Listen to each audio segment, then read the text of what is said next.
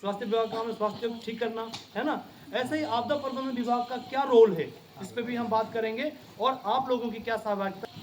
Chief inspector, master trainer, आपदा प्रबंधन विभाग, श्री विनोद नेगी, प्रशिक्षक मेरे सहयोगी, जिलाधिकारी महोदय पौड़ी गढ़वाल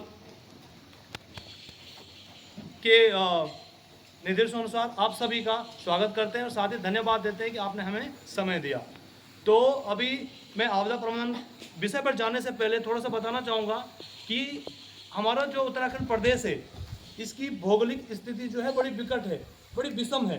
आप देखते हैं आज अभी जब यहाँ पर हम आए हैं तो यहाँ पर भी आने में, हालांकि हमारा तो ये रोज़ का काम है, हम भी ऐसे जगहों से निकलते रहते हैं, लेकिन फिर भी काफ़ी नज़दीक है ये जनपद पौड़ी के और अन्य शहरों के, लेकिन थोड़ा सा कुछ दिक्कतें तो हैं, है ना।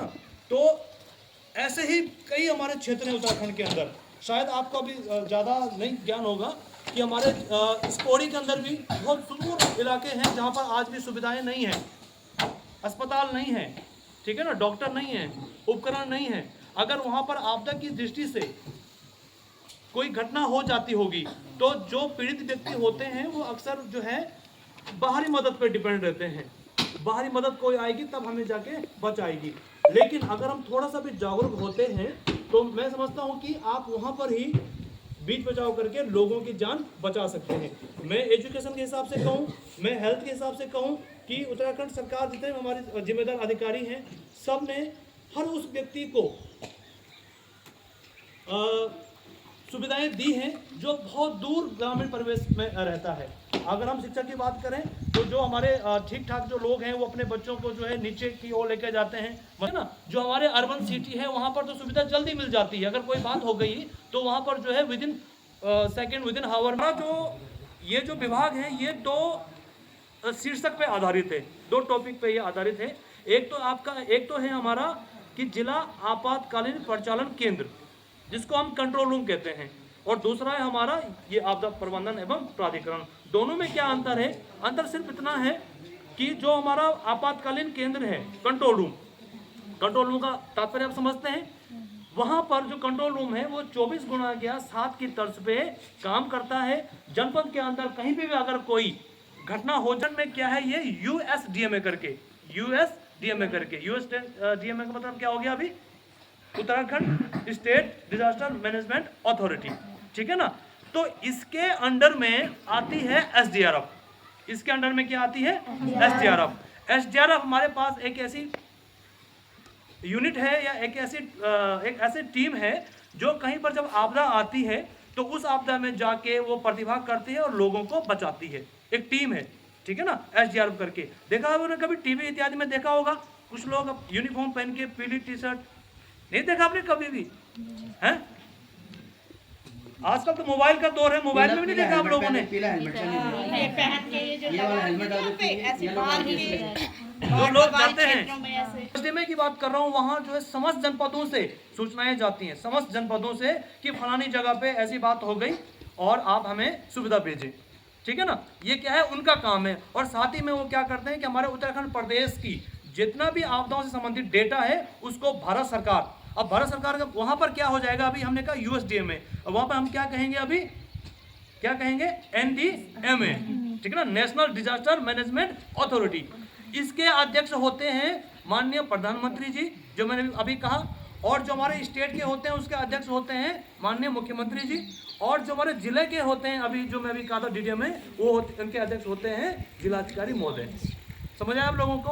अब देखिए कि मैंने एसडीआरएफ कहा जो कि एक टीम है, ऐसे ही नेशनल के पास में एनडीआरएफ है।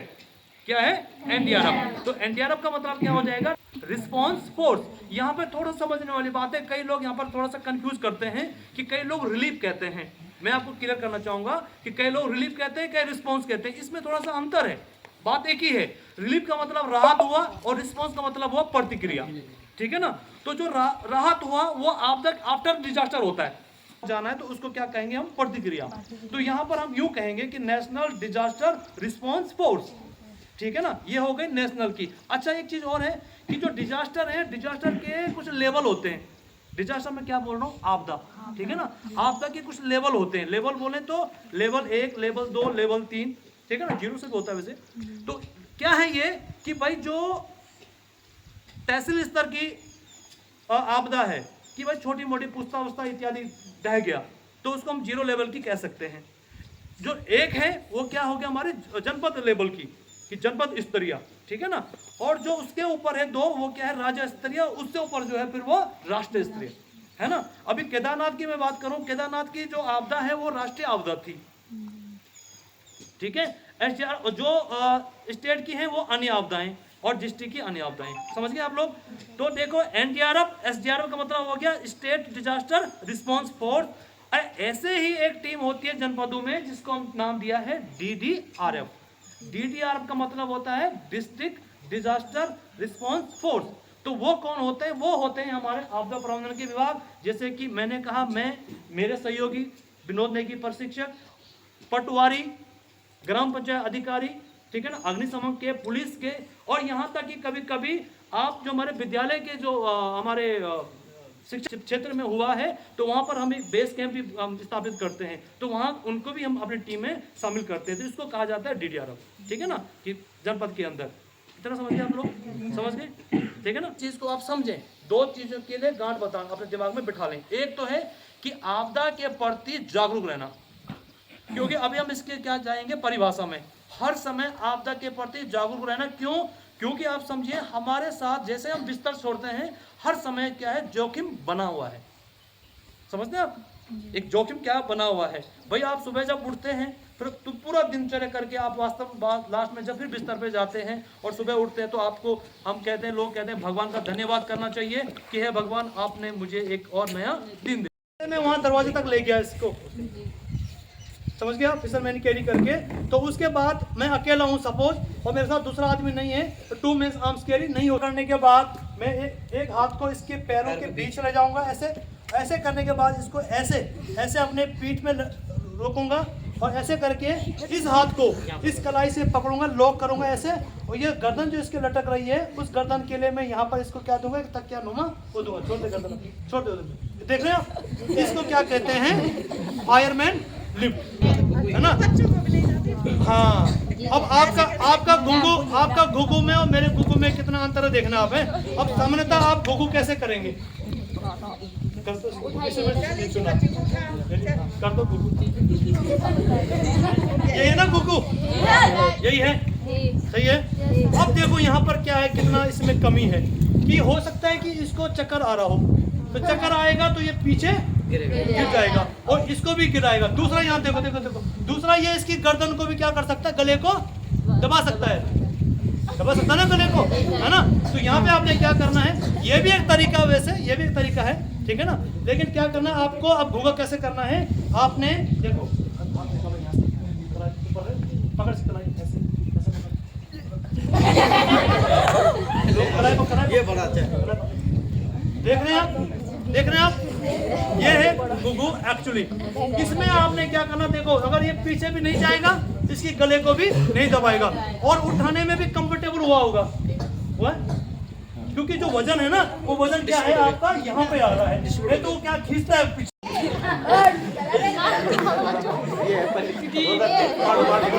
हो गया, चलो इसमें क्या कहा मैंने, 2 मेंस आर्म्स तरह।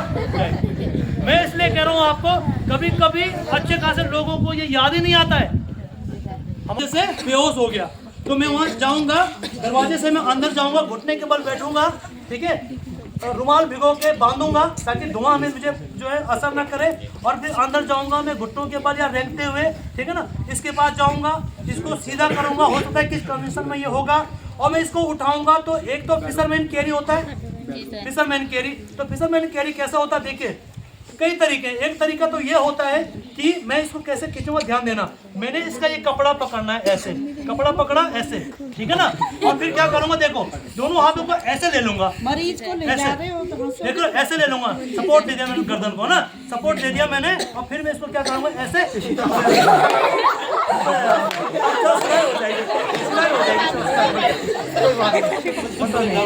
है ना। एक तो ये हुआ, कपड़ों को लेके आपने क्या कर खींचना, ध्यान देना है। दूसरा क्या होगा कि आपके